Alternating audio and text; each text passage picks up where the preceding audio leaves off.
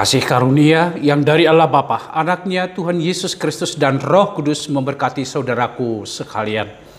Amin. Salam sejahtera dan selamat pagi saya ucapkan kepadamu saudaraku yang saya kasihi dalam Kristus Yesus. Di pagi hari ini, dengan penuh sukacita saya menyapa saudara-saudaraku sekalian melalui firman Tuhan. Dari kitab Matius pasal 15 ayat 18 dikatakan, tetapi apa yang keluar dari mulut berasal dari hati, dan itulah yang menajiskan orang. Saudaraku, ini adalah perkataan Yesus yang disampaikan ditujukan kepada orang-orang Farisi dan ahli-ahli Taurat pada masanya. Ada satu kebiasaan dari orang-orang Farisi, ahli-ahli Taurat, sesuai dengan tradisi mereka, sesuai dengan adat mereka, bahwa sebelum makan mereka akan membasuh tangan. Ternyata ketika itu murid-murid Yesus makan tanpa membasuh tangan, sehingga mereka datang mengatakan bahwa hidup mereka najis. Saudaraku, sebenarnya apa yang dikatakan oleh orang-orang Farisi dan ahli-ahli Taurat itu sesuai dengan apa yang diajarkan oleh budaya mereka.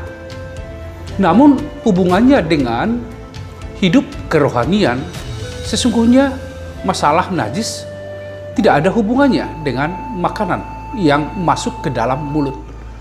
Sehingga Yesus meluruskan pikiran dari orang-orang Farisi dan ahli-ahli Taurat bahwa sesungguhnya bukan apa yang masuk ke dalam mulut itu yang menajiskan seseorang, karena apa yang masuk itu akan masuk ke perut dan terbuang ke jamban. Namun saudaraku, ada ajaran baru yang disampaikan oleh Yesus. Yang membuat seseorang najis atau tidak, itu tergantung dari apa yang keluar dari mulutnya. Misalnya perkataannya yang tidak benar, itu yang membuat dia najis. Atau tindakannya yang tidak sesuai dengan kehendak Allah, itu yang membuat dia najis. Itulah sebabnya Yesus mengatakan bahwa apa yang keluar dari mulut berasal dari hati, dan itulah yang menajiskan orang. Saudaraku, Yesus melihat hati dari setiap orang. Apakah dari hatinya betul-betul ada satu niat kebaikan, ada satu ajaran yang memang betul-betul diyakini, sehingga kalau itu diyakini di dalam hati, tentu apa yang keluar adalah sesuai dengan apa yang diyakini. Tidak mungkin ada niat yang baik di dalam hati tetapi yang keluar tidak baik, itu tidak mungkin. Jadi tergantung hati. Makanya Yesus melihat bahwa pusat dari segala sesuatu adalah hati itu sendiri. Bila di dalam hati kita ada tergantung rasa benci, ada rasa dendam, tentu perbuatannya ada di dalam kebencian, dan dendam itu terjadi.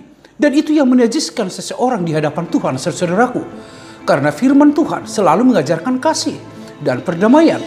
Sehingga Yesus membuat ajaran baru ini supaya mereka betul-betul memperbaiki hatinya. Karena ada niat dan hidup kemunafikan di dalam hidup orang-orang Farisi dan ahli-ahli Taurat itu, saudaraku. Jadi Yesus tidak menyukai hidup kemunafikan ada di dalam hidup seseorang. Sehingga buanglah kemunafikan itu, perbaiki hatimu, bersihkan hatimu. Dengan hati itulah maka apa yang keluar dari mulut kita yang berasal dari hati tentu akan membuat kita benar di hadapan Allah, saudaraku. Yang diutamakan adalah hati kita menjadi hati yang bersih, yang tidak bernoda, saudaraku. Hati kita menjadi hati yang dipenuhi oleh kepercayaan untuk melihat kebenaran firman Tuhan, sehingga kebenaran itu menjadi tindakan kita dalam kehidupan ini, saudara-saudaraku. Itulah ajakan firman ini kepada kita, saudara-saudara. Bapak, Ibu, dan saudara-saudaraku yang saya kasihi di dalam Kristus Yesus. Melalui firman ini, kita diajak, saudara-saudaraku, mari jadikan hatimu menjadi bersih. Jangan ada kemunafikan di dalam dirimu. Jangan jadikan simbol-simbol kekristenan untuk melakukan sesuatu tindakan yang jahat. Itu sangat menajiskan diri kita. Jangan jadikan identitas kita sebagai orang yang percaya, tetapi perbuatan kita adalah perbuatan yang tidak jahat, yang tidak baik, yang jahat. Itu yang menajiskan kita, saudaraku. Kalau kita percaya, kalau kita beriman kepada Tuhan, mari Bekerjalah, lakukanlah sesuatu sesuai dengan imanmu, sesuai dengan kepercayaan. Di sanalah kita menjadi hidup yang tidak najis atau hidup yang benar di mata Tuhan. Tuhan memberkati saudaraku sekalian. Amin. Engkaulah Allah, Juru Selamat kami yang hidup, yang mengetahui tentang isi hati kami. Terima kasih atas firman yang telah menyapa kami, supaya hati kami bersih, hati kami dipenuhi oleh kebenaran, oleh firman Tuhan. Dengan kebenaran itu, maka perbuatan kami akan menjadi benar, hidup kami benar di hadapan Tuhan. Biarlah firman-Mu ini kami hidupi, dan biarlah firman-Mu ini kami lakukan dengan setia, supaya kehidupan kami damai, supaya kehidupan kami berkenan di mata Tuhan. Sertailah seluruh umat-Mu yang mendengarkan firman Tuhan di pagi hari ini. Berkatilah kehidupan mereka.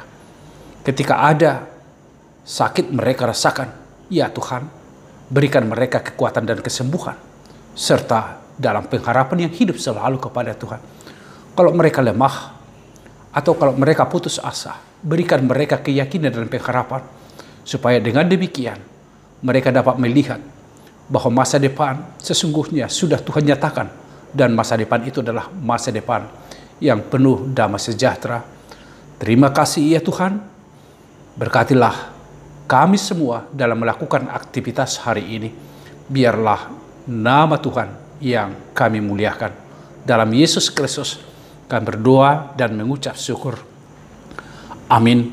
Anugerah dari Tuhan kita Yesus Kristus, kasih setia dari Allah Bapa, serta persekutuan Roh Kudus memberkati saudaraku sekalian. Amin. Saudaraku, biarlah hati kita bersih, sehingga hidup kita berkenan di mata Tuhan. Salam sejahtera, Tuhan memberkatimu saudaraku.